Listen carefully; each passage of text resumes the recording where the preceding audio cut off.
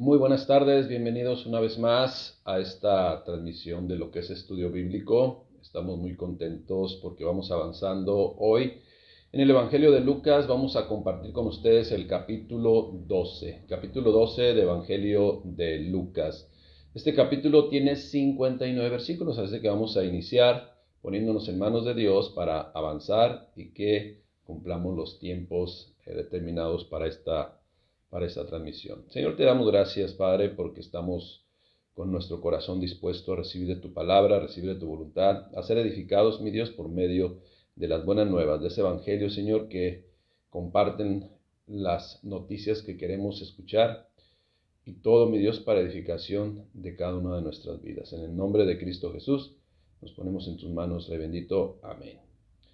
Muy bien, Evangelio de Lucas, capítulo 12, como le menciono, 59 versículos. Los temas abordados en este capítulo son la levadura de los fariseos, a quién se debe de temer, el que me confesare, dice el Señor Jesucristo, delante de los hombres, pues yo le confesaré delante de mi Padre. El rico insensato, el afán y la ansiedad, tesoros en el cielo, estén listos, estén preparados.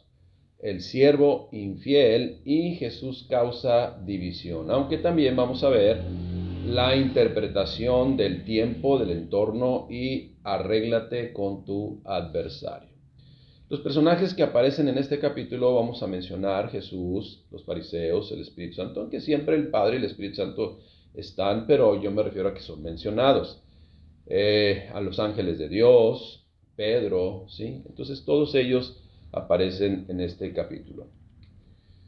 A manera de introducción le comento que una vez más el Señor Jesucristo nos enseña acerca de la fe correcta. Él no perdió el tiempo y Él estuvo transmitiendo a sus discípulos y a todos aquellos que se aglomeraban ahí a su alrededor, transmitiendo pues la doctrina verdadera, lo que Dios había establecido desde la ley y los profetas. Entonces nos enseña acerca de la fe correcta, nos enseña acerca de lo que debe mover nuestros corazones y lo que no debe de influenciar nuestros corazones. Y como siempre vemos principios, ¿para qué? Para comprenderlos y ponerlos por obra. Y ahí entonces vivir en la fe en Dios, en la fe cristiana y como cristianos, como creyentes en Dios, respetando su voluntad. Capítulo 12, versículos del 1 al 3. La levadura de los fariseos. Ahora también, ¿qué es lo que el Señor Jesucristo estaba mencionando acerca de estos encuentros con los fariseos? Pues que la mala influencia son los fariseos. Una mala influencia que saben mucho de la palabra de Dios, pero no obedecen nada. Entonces, eso desafortunadamente en todos los tiempos va a existir. Mucha gente sabe mucho de la palabra de Dios y puede hasta dar una enseñanza, pero su vida deja mucho que decir y mucho que desear por el entorno en el cual están viviendo. Entonces, tengamos cuidado de que no caigamos una vez más y pensemos que no somos y seamos autocríticos, como siempre yo le he dicho, autocríticos. Lucas 12:1. En esto, juntándose por millares la multitud, tantos eran que unos a otros se atropellaban, comenzó a decir a sus discípulos primeramente. Comenzó el capítulo 12 con esta advertencia del Señor Jesucristo: guardaos de la levadura de los fariseos, que es la hipocresía, la doble cara, porque nada hay encubierto que no haya de descubrirse, y no hay nada oculto que no haya de saberse. Por lo tanto, todo lo que habéis dicho en tinieblas, si alguien se escondió para decir algo, a la luz se oirá. Y lo que habéis hablado al oído en los aposentos también se proclamará en las azoteas. O sea, lo que nos está diciendo el Señor Jesucristo es que nada va a quedar en lo secreto. Dios conoce todas las cosas. Primero que nada, entonces, Jesús señala la hipocresía. Los fariseos precisamente se caracterizaban o tenían esta característica, ¿no? Aparentar bondad, aparentar consagración, aparentar obediencia, pero sus corazones se hallaban lejos de Dios. Estos personajes llamados fariseos no podían mantener sus actitudes ocultas y nadie va a poder o nadie vamos a poder mantener nuestras actitudes ocultas. porque en el momento menos inesperado, todo saldrá a la verdad. Ellos, aunque tenían apariencia de piedad, aunque tenían apariencia de amor y consideración por los demás, la característica o el factor que los identificaba a los fariseos era su egoísmo, un egoísmo, el cual crecía como levadura, ¿no? Sacando a la luz sus intenciones. Los fariseos eran impostores hambrientos de poder. Eran impostores que les gustaba tomar los mejores lugares y que la gente los admirara. Eran, pues, líderes religiosos, pero sin devoción a Dios. Y esto precisamente molestaba a Jesús. Y no dudaba, como lo hemos visto una y otra vez, en denunciarlo. Esa es la realidad. Lo denunciaba. Y podemos ver del versículo 1 al 3 precisamente eso, ¿no? Que pues todo va a salir a la luz. Ahora, pero la mejor enseñanza que podemos rescatar usted y yo de este versículos 1 al 3, en donde dice el Señor Jesucristo que nos cuidemos de la levadura de los fariseos, pues es que precisamente para que no nos contamine, para que no nos llegue también y nos arrastre y seamos aquello pues que el Señor Jesús definitivamente no desea, ¿no? Y que, como le digo, denunció ahí porque no era un corazón conforme a la voluntad de Dios. Del versículos de 4 al 7 dice a quién se debe de temer, a quién debemos tenerle respeto, a quién debemos considerar y obedecer, ¿sí? Y a quién no debemos de temer. Dice Lucas 12:4, más os digo, amigos míos, no temáis a los que matan el cuerpo y después nada más pueden hacer. Pero os enseñaré, les voy a aclarar a quién sí deben de temer. Temed a aquel que después de haber quitado la vida, tiene poder para echarla en el infierno. Sí, os digo, a ese temed, a este temed. ¿A quién debemos temer? ¿A quién debemos respetar? ¿A quién debemos honrar? A Dios, porque Él es el que tiene la vida de cada uno de nosotros en sus manos, aunque también tiene la vida de todo el mundo en sus manos, pero el mundo pues se quiere escabullir, pero a Él debemos de temer. Usted y yo que sabemos la palabra de Dios, que conocemos la palabra de Dios y conocemos a Dios a través de su palabra, sabemos que Él es el que tiene la autoridad para todo. Él tiene la autoridad para mantenernos en el camino, para inspirarnos, ¿verdad? A través de su Espíritu Santo a que dónde debemos, por dónde sí, por dónde no, y todas las cosas en esta vida, ¿no? Él es el que desea lo mejor para nosotros. Y Él es el que puede hasta cierto punto decidir cualquier circunstancia. Entonces, Él es el que debemos usted y yo temer. Y luego también el versículo 6 dice, ¿no se venden 5 pajarillos por 2 cuartos? Con todo, ni uno de ellos está olvidado delante de Dios. Pues aún los cabellos de vuestra cabeza están todos contados. No temáis, pues, más valéis vosotros que muchos pajarillos. Mire, hermano, nada en este mundo puede ser más trascendental que lo que Dios ha establecido. Ahora bien, aquí es donde vienen las contradicciones del pensamiento humano, ¿no? La mayor parte de las personas de este mundo, la mayor parte de las personas que viven en este mundo, le dan más peso a lo que ven que a lo que no se ve. Le dan más peso, por ejemplo, a las riquezas materiales que a las espirituales. Y si por ahí uno de repente dice, no, pues voy a alimentar mi espíritu, se mete en otras filosofías que no son las de Dios. Y si no son de Dios, pues es lo mismo que no tuviera absolutamente nada. No está temiendo a Dios porque Él es el que va a decidir qué hacer con nuestras vidas. Entonces tienen más temor o consideran más las riquezas materiales que las espirituales y tienen más miedo del entorno físico y todo lo que representa ello que temor al Dios Todopoderoso que decide al final de cuentas nuestro destino. Él es el que va a decidir. Alguien de repente nos puede preguntar, oye, ¿y aquella persona que falleció fue salvo? Pues la respuesta correcta es esta, pues no sé. Porque ese trabajo no nos corresponde a nosotros. Ese trabajo es único y exclusivamente de Dios. A nosotros nos compete predicar la palabra de Dios. A nosotros nos compete insistir y apercibir a la obediencia. pero Dios es el que va a decidir, no ningún ser humano, ¿sí? Así es de que la gente tiene más miedo del entorno físico que temor a Dios, que decide, como le digo, al final de cuentas, los destinos. Ahora, cuando dice el Señor Jesucristo, no se venden 5 pajarillos por 2 cuartos, ¿qué significa cuando dice el Señor Jesucristo, no se venden 2 pajarillos por 2 cuartos? Bueno, significa, lo que está diciendo el Señor Jesucristo es esto: 5 pajaritos apenas valen unas cuantas monedas. O sea, su valor es insignificante. Sin embargo, Dios se preocupa por cada uno de ellos. Imagínate si se preocupa por cada uno de ellos, lo importante que nosotros somos para Dios. Ahora, este mundo, también son las contradicciones de este mundo. Este mundo evalúa a las personas acorde con lo externo, acorde con lo que tienen, acorde con cómo visten o acorde con el carro que traen, ¿sí? O dónde viven. Sin embargo, Dios, nuestro Padre Celestial, evalúa, por llamarle así, en base a lo que hay en nuestro corazón. Y eso es una evaluación que trascenderá para la eternidad. Y precisamente los siguientes versículos hablan de ello, versículos del 11 al 12. El que me confesare delante de los hombres. Lucas 12:8. Os digo que todo aquel que me confesare delante de los hombres, también el Hijo del Hombre le confesará delante de los ángeles de Dios.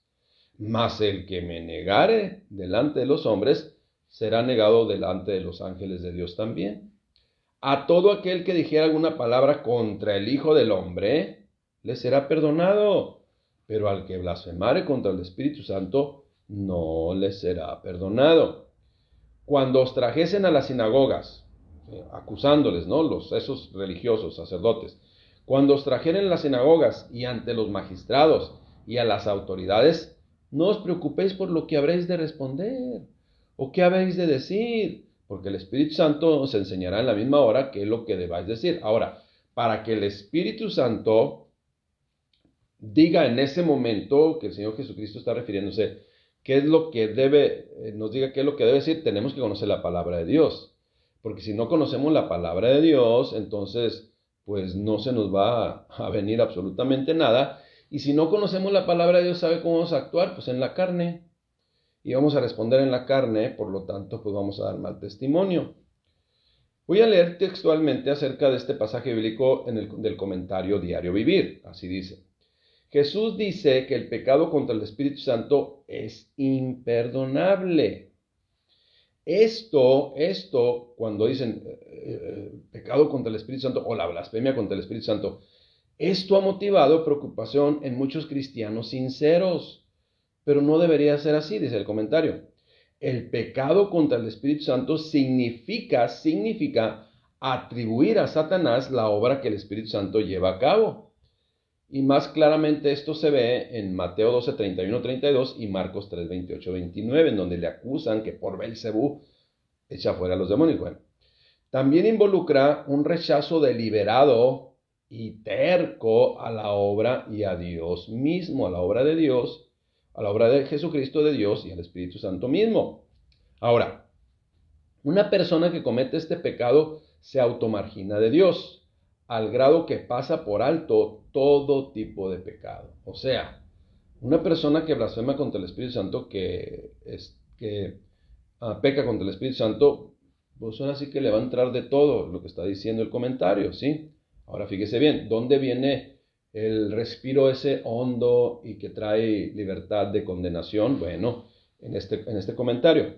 Una persona, escuche bien, una persona que teme haber blasfemado al Espíritu Santo, precisamente demuestra su preocupación, y al demostrar esa preocupación, pues no ha pecado contra el Espíritu Santo. ¿Por qué? Porque le respeta, o sea, dice, habré pecado contra el Espíritu Santo, Señor, revélame. O sea, eso está dando testimonio de que respeta y pone en el lugar debido al Espíritu Santo y no ha blasfemado contra él. Pero tengamos cuidado de lo que decimos, tengamos cuidado de lo que pensamos, tengamos cuidado de cómo nos dirigimos, ¿ok?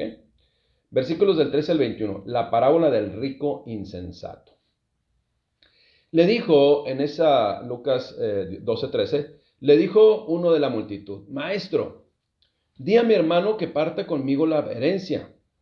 Ahora, fíjese bien, no sé si inmediatamente el contexto de lo que está aconteciendo aquí y que Dios está enseñando, el Señor Jesucristo está enseñando acerca de la blasfemia contra el Espíritu Santo, y de repente alguien le interrumpe y dice esto. No sé si fue inmediato o pasaron cierto tiempo o ciertos días, y entonces ya sucedió lo que nos narra Lucas 12:13. Pero ahí está esta enseñanza también. Como le digo, cualquier pregunta, cualquier acontecimiento, el Señor Jesucristo lo aprovechó para enseñar su doctrina. Le dijo uno de la multitud: Maestro, di a mi hermano que parta conmigo la herencia. Mas él le dijo: Hombre, ¿quién me ha puesto sobre vosotros como juez o partidor? ¿Sí? Entonces, ¿qué es lo que les estaba diciendo aquí? Bueno, le estaba diciendo, ya, yo no tengo nada que ver con lo físico. Mi reino es espiritual, dice el Señor Jesucristo. Y lo importante es que Dios ya está repartiendo su herencia, sus bendiciones a sus hijos, ¿no? Pero, ¿quién me ha puesto sobre vosotros como juez o partidor de herencias aquí? Pues, te estás confundiendo. Y luego viene la enseñanza. Y les dijo: Miren, guárdense de toda avaricia, porque la vida del hombre no consiste en la abundancia de los bienes que posee, aunque en el mundo así es. También le refirió una parábola diciendo, viene una enseñanza a través de una parábola. La heredad de un hombre rico había producido mucho, y él pensaba dentro de sí diciendo: ¿qué haré? Porque no tengo dónde guardar mis frutos. ¿Qué haré? Y dijo: esto haré, derribaré mis graneros y los edificaré más grandes, y ahí guardaré todos mis frutos y mis bienes. Y le diré a mi alma: Alma, muchos bienes tienes guardados para muchos años, repósate, come, bebe, regocíjate. Pero Dios le dijo: Necio, esta noche vienen a pedirte tu alma, y lo que has provisto, ¿de quién será? Así es el que hace para sí tesoro y no es rico para con Dios. Y aquí tiene que forzosamente venir a nuestra mente que donde está nuestro tesoro, ahí estará nuestro corazón. ¿Dónde está nuestro corazón? Bueno, cada quien lo sabe. Una vez pues vemos cómo se le da demasiada importancia a lo físico y a lo material por el mundo. Ahora, yo aclaro y enseño porque conozco el contexto de la escritura. ¿Tiene importancia lo físico y lo material? Pues claro que sí. Sin embargo, no tiene ni debe tener más importancia que las bendiciones que Dios ofrece a sus hijos. Las bendiciones espirituales están por encima de toda bendición física o material. Fíjese, a las bendiciones materiales Dios le llama añadiduras, mas primeramente busca el reino de su justicia y todas las demás cosas llegarán por añadidura. Ahora, y con esto aclaro lo siguiente, voy a aclarar con este comentario esto que estoy reafirmando. Planear nuestra vida, planear el retiro, planear la jubilación es sabio, pero pasar por alto la vida después de la muerte es desastroso. Si se acumulan tesoros solo para nuestro enriquecimiento, sin preocuparnos de cómo está nuestro corazón, que es lo verdaderamente trascendental, entonces denota que no estamos dando fruto de un hijo de Dios. Acuérdese que Dios nos quiere bendecir, sí, damos gracias a Dios con todas las añadiduras que Él tiene. Sin embargo, lo más importante para usted y para mí es nuestro bienestar espiritual, nuestra prosperidad espiritual. Ese es lo que debe de ser más importante para usted y para mí. El bienestar de nuestra familia, claro que sí. El bienestar de nuestros hijos, claro que sí. El gran detalle, pues, insisto, es querer tener y alcanzar metas que nos aparten de Dios. O inclusive también querer usar a Dios para que cumpla nuestras peticiones exclusivamente materiales.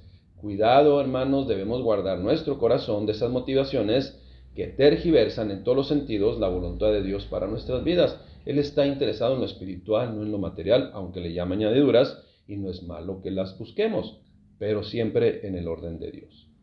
Versículos del 22 al 31. El afán y la ansiedad. Aquí viene una enseñanza más en relación a ello. Lucas 12, 22. Dijo luego a sus discípulos: Por tanto os digo, por eso les digo, por eso les insisto, no os afanéis por vuestra vida, ¿qué comeréis? Ni por el cuerpo, ¿qué vestiréis? La vida es más que la comida, y el cuerpo que el vestido. Considerad los cuervos, mire que son animales impuros, que ni siembran ni ciegan, y tú sí, ¿verdad? Si trabajas, que ni tienen despensa ni granero, y Dios los alimenta. ¿No valéis vosotros mucho más que las aves? ¿Y quién de vosotros podrá, con afanarse, o por afanarse, o vivir afanado, añadir a su estatura un codo? Pues si no podéis, ni aun lo que es menos, ¿por qué os afanáis por lo demás? Considerad los lirios también, como crecen, ellos no trabajan, pero tú sí, yo sí. Ni hilan, mas os digo que ni aun Salomón con toda su gloria se vistió como uno de ellos. Y si así viste Dios la hierba que hoy está en el campo y mañana pues ya no está desechada en el horno, ¿cuánto más a vosotros, hombres de poca fe? Vosotros pues no os preocupéis por lo que habéis de comer, ni por lo que habéis de beber, ni estéis en ansiosa inquietud, porque todas estas cosas las gentes del mundo la buscan y por eso andan todos loquitos. Pero vuestro Padre sabe que tenéis necesidad de estas cosas y entonces termina diciendo, mas buscad el reino de Dios, ¿sí? Y todas estas cosas os serán añadidas. Ahora, yo quiero comentarle, porque estamos compartiendo de las enseñanzas de nuestro Señor Jesucristo, para que aterricemos todas esas enseñanzas. Mire, puede haber buen afán y puede haber mal afán. ¿Cuál es el mal afán? ¿Sí? Mire, el mal afán que menciona aquí el Señor Jesucristo es aquel que roba la paz. Es aquel que hace que se pierda el sueño. Es aquel que enferma el corazón y hace que un ser humano desee por encima de todo obtener ganancias y dinero y bienes, hasta pasando por encima de los demás, ¿no? Eso es lo que tiene en primer lugar. Ahora, ese afán seguramente traerá consecuencias, como lo mencionamos. Ese es el mal afán. Sin embargo, vamos a llamarle el buen afán. El buen afán se puede traducir como perseverancia, como el ser, vamos a decir, diligentes, el ser, pues estar, como dicen por ahí, picando piedra, picando piedra, picando piedra hasta que se den las cosas. Es el buen afán, pero sin caer en desesperación, sin que nos robe la paz, sin que perdamos el sueño, sin que cambiemos lo bueno y el orden de Dios y lo troquemos por el desorden y actuemos de una manera deshonesta. ¿Debemos ser perseverantes? Sí. ¿Debemos accionar con responsabilidad y orden? Claro que sí, eso es correcto. Si nos conducimos de forma diligente, responsable, justa, precisamente eso es lo que espera Dios de nosotros como sus hijos. Trayendo a nuestra mente, por ejemplo, ese versículo bíblico que dice, no he visto justo desamparado, ni su descendencia que mendigue pan. Por eso es importante vivir en la justicia de Dios. Dios tiene el control siempre. Él nunca va a perder el control. Mire, nuestra parte, la suya y la mía, es ser responsable, diligente en todo. Y Dios ya hará. Versículos del 32 al 34. Una vez más, tesoros en el cielo. Lucas 12:32 dice lo siguiente: no temáis, manada pequeña, porque a vuestro Padre le ha placido darnos el reino. Vendan lo que posean y den limosna. Hagan bolsas que no se envejezcan, tesoros en los cielos que no se agote, donde el ladrón no llega ni la polilla destruye. Porque donde está su tesoro, ahí estará también su corazón. Ahora, cuando conocemos el contexto completo de la palabra de Dios y no hacemos interpretaciones privadas, sabemos que este pasaje bíblico que el Señor Jesucristo está narrando, bueno, son palabras de nuestro Señor Jesucristo, de esta enseñanza que el Señor Jesucristo está dando, mejor dicho, no se refiere a que literalmente se venda todo lo que se tiene y se lo dé a los pobres. No, no se refiere a eso. Lo que nos está apercibiendo precisamente es en dónde está nuestro corazón. En las cosas de arriba o en las cosas de la tierra.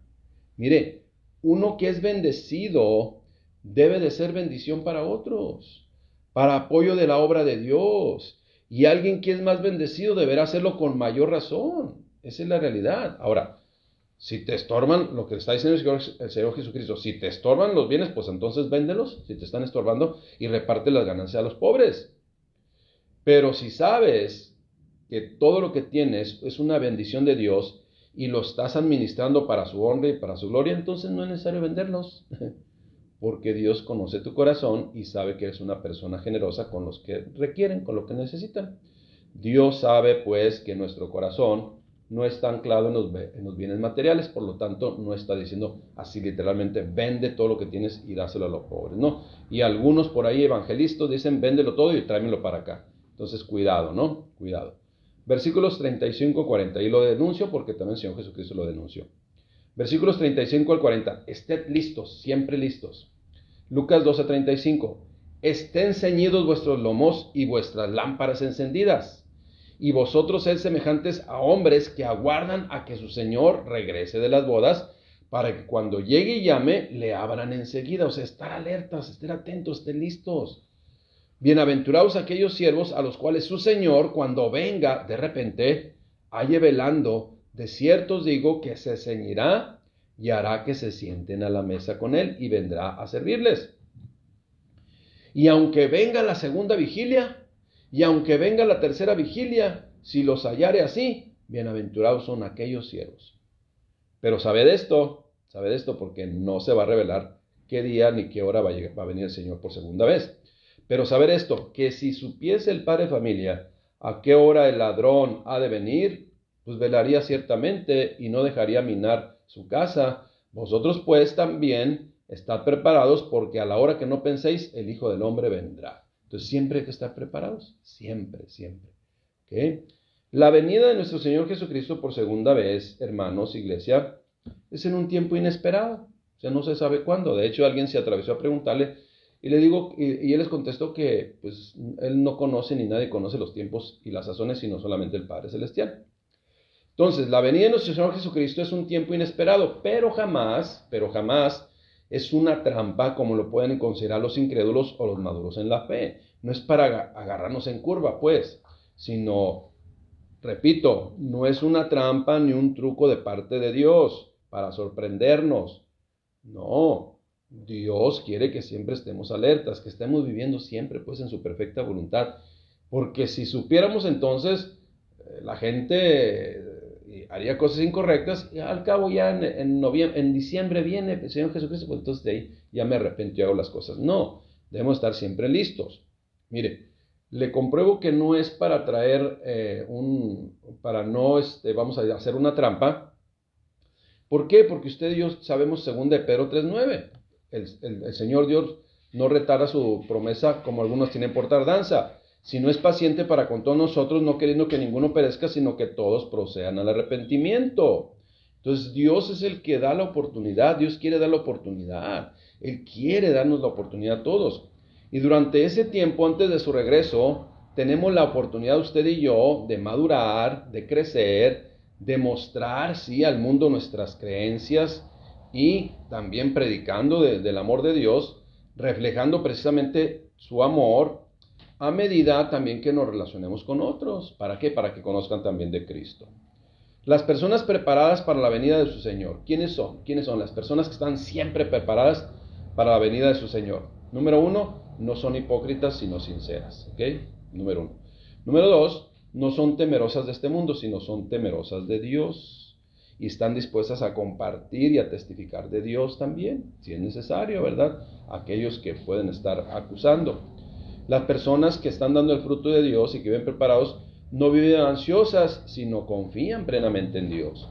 Las personas que están preparadas y velando en todo tiempo, no son ambiciosas, sino generosas.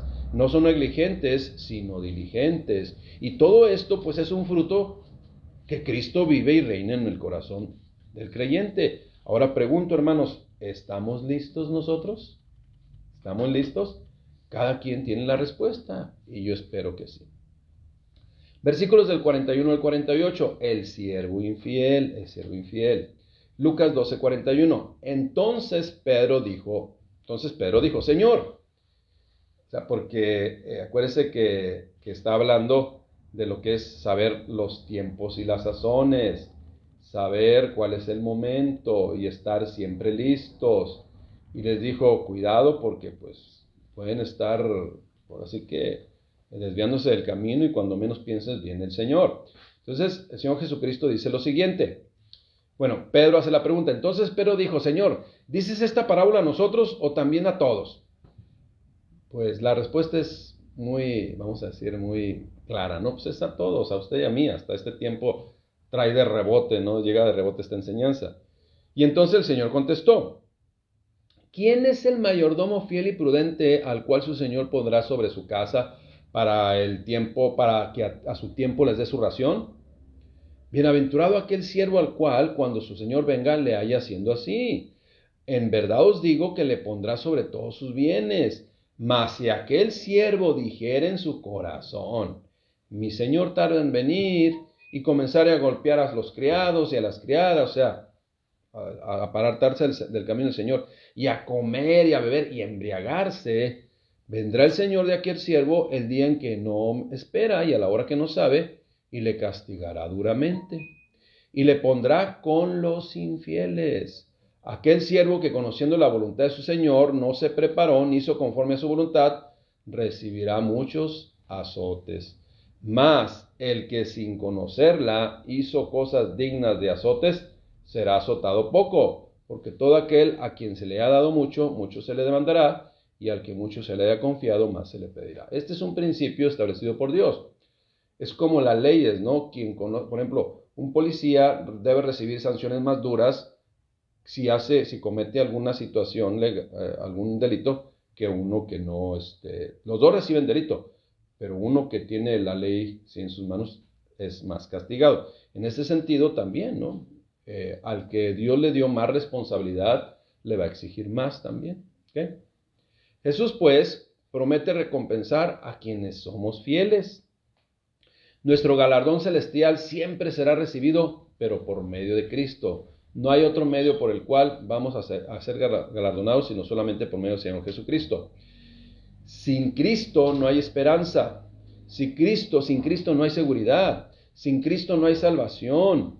Nuestra forma de conducirnos en esta vida, pues, dará cuenta de que Jesucristo está en nuestro corazón, vive en nuestro corazón, o también estamos alejados de Él.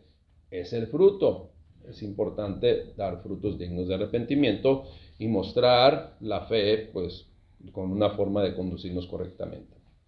Lucas 12:49. Jesús causa división. Caray, ¿por qué causa división si vino a traer unidad?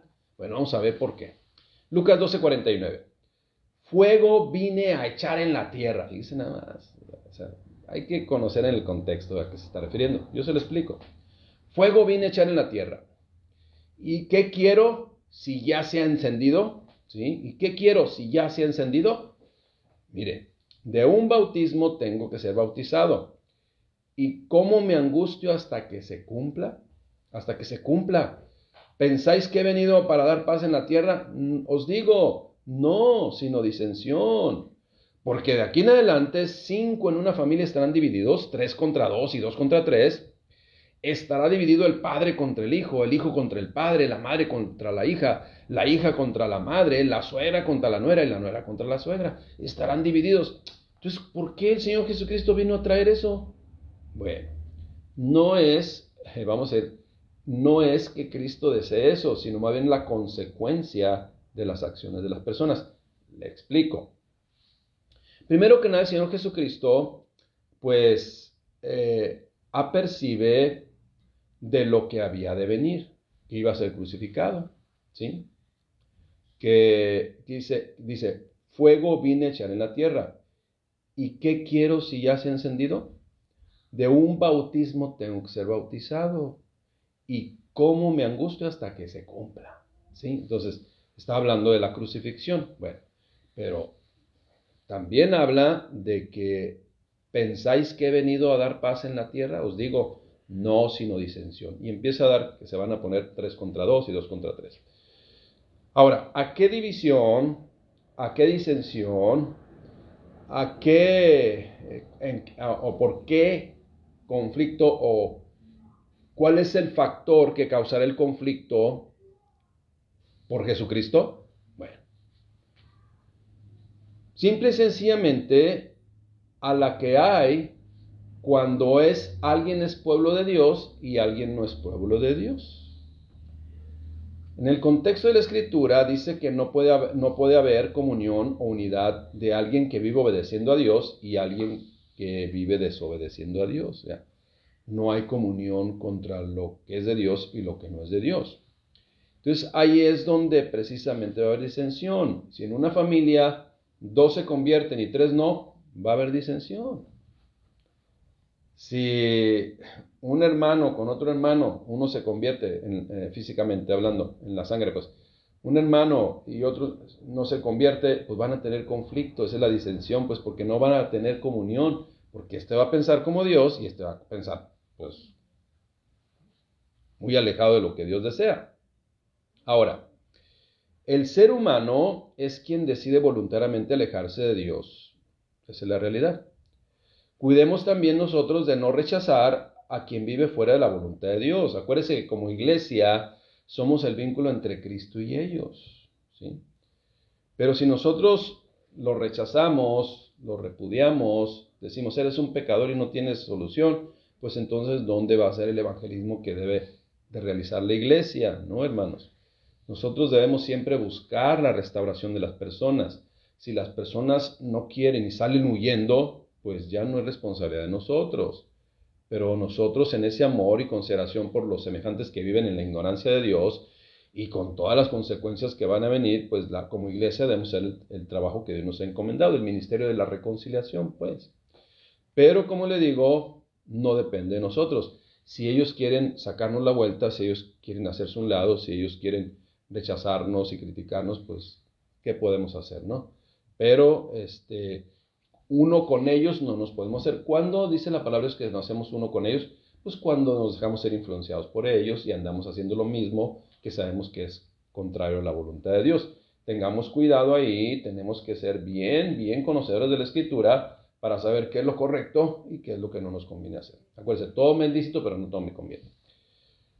Lucas 12:54, interpretación del tiempo, así viene ese título. Señor Jesucristo también decía a la multitud, dice, cuando veis la nube que sale del poniente, luego dices, agua viene y así sucede. O sea, ves que ya viene una nubesota ya cargada de agua, sabes que va a llover. Y cuando sopla el viento del sur, decís, hará calor y lo hace. Ya conoces bien cómo están los climas, ¿no? Versículo 56. Pero imagínense la gente, ¿no? Oh, sí, nosotros somos muy sabios. Cuando veis la nube y sale el poniente, luego dices, agua viene y así sucede, ¿verdad? ¿Va a llover? Sí, sí, pues sí sabemos. Y cuando sopla el viento del sur, dices, hará calor y lo hace. Sí, pues somos bien vivos. 56 le dice el Señor Jesús, hipócritas. ¿Qué? Hipócritas, ¿sabéis distinguir el aspecto del cielo y de la tierra? ¿Y cómo no distinguirse este tiempo? Que estoy con ustedes y que me han desechado. O sea, lo que el Señor Jesucristo está señalando aquí es la voluntaria actitud de no querer darse cuenta de la realidad en el entorno del Señor Jesucristo, en lo espiritual, pues. Parafraseando, lo que les está diciendo es esto. Son muy expertos en pronosticar el clima y hasta en los contextos y problemáticas sociales. Pero lo que está escrito acerca de mí en la palabra de Dios, ¿sí? En la ley de los profetas, pues no es que no lo sepan, más bien no desean interesarse por ello. Eso es lo que le están echando en cara. Ustedes dirán, si son bien vivos, nada más que en lo que quieren y en lo que no quieren, se hacen así como que no quieren entender. Es lo que les está confrontando el Señor Jesucristo. Por último, hermanos, los versículos del 55 al 59. Un principio que muchos conocen y conocemos, pero a veces cuesta trabajo aplicar. Arréglate con tu adversario, dice. Bueno, Lucas 12:57. ¿Y por qué no juzgáis por vosotros mismos lo que es justo? Si pueden saber también muchas cosas. Bueno. Cuando vayas al magistrado con tu adversario, procura en el camino arreglarte con él, no sea que te arrastre al juez y el juez te entregue al alguacil y el alguacil te mete en la cárcel. Te digo que no saldrás de ahí hasta que hayas pagado aún la última blanca, o sea, todas las multas que te van a aplicar. Ahora, lo voy a explicar con un ejemplo natural, con un ejemplo físico, un ejemplo que podemos, con una analogía que podemos comprender fácilmente para rescatar estos principios que el Señor Jesucristo pues, quiere sembrar en nuestros corazones. Un principio aplicable en lo natural, pero es una analogía a lo espiritual, debemos de comprender eso. Pongo este ejemplo. Cuando no tienes tu carro asegurado, cuando no tienes tu carro con seguro, y pues hay un percance, chocas, tú eres el responsable, se recomienda que llegues a un arreglo con que hayas tenido el accidente, el choque, pues.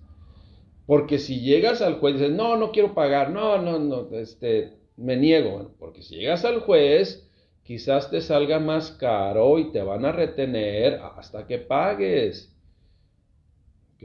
Y hasta te pueden meter a la cárcel. Pero si tienes seguro, no te preocupes, ellos harán el mejor arreglo por ti. Precisamente en lo espiritual es lo mismo. O sea, sí está diciendo que tengamos la humildad de pues reconocer nuestra falta y arreglarnos con el adversario que por alguna circunstancia se pudo ocasionar una diferencia. Pues ponte de acuerdo, hombre, y listo, no pasa nada. Bien, pues sí, pero es que se está aprovechando de mí. Bueno, por ahí dice que es mejor un mal arreglo que un buen pleito, ¿no? Entonces, para no pasarse a otro punto. Bueno. El principio espiritual ahora es el siguiente. ¿Tienes el seguro de Cristo? ¿Tenemos el seguro de Cristo? Porque si no tenemos el seguro de Cristo, vamos a caer en la cárcel eterna. Y tenemos que arreglarnos, mire, fíjense bien cómo lo voy a decir, ponga atención.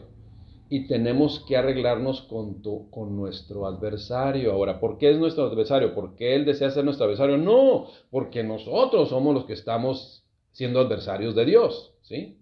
Entonces, es nuestro adversario no por él, sino por nuestra negligencia, por nuestra responsabilidad.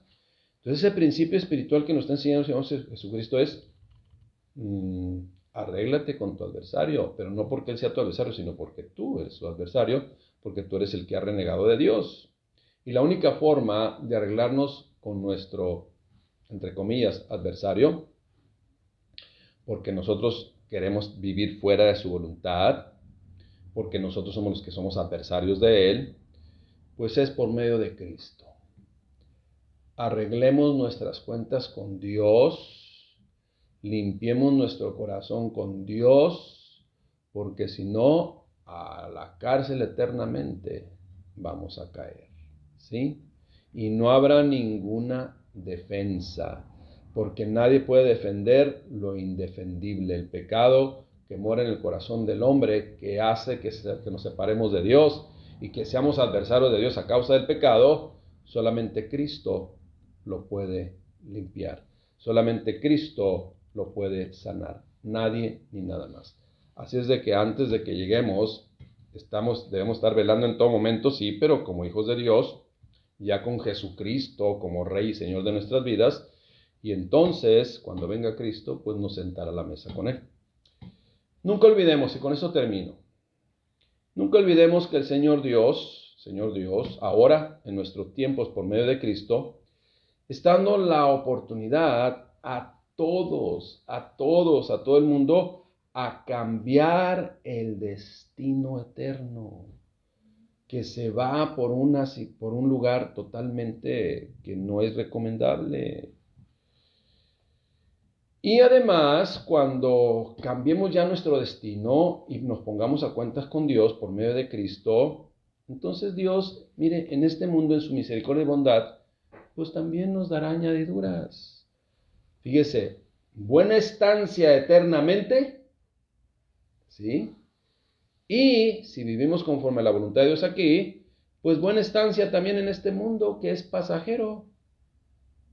Seamos inteligentes, seamos prudentes, actuemos con sabiduría y convirtámonos y mantengámonos en la fe con todo nuestro corazón. Amén, iglesia, bendiciones, que tenga bonita tarde. Dios les bendiga.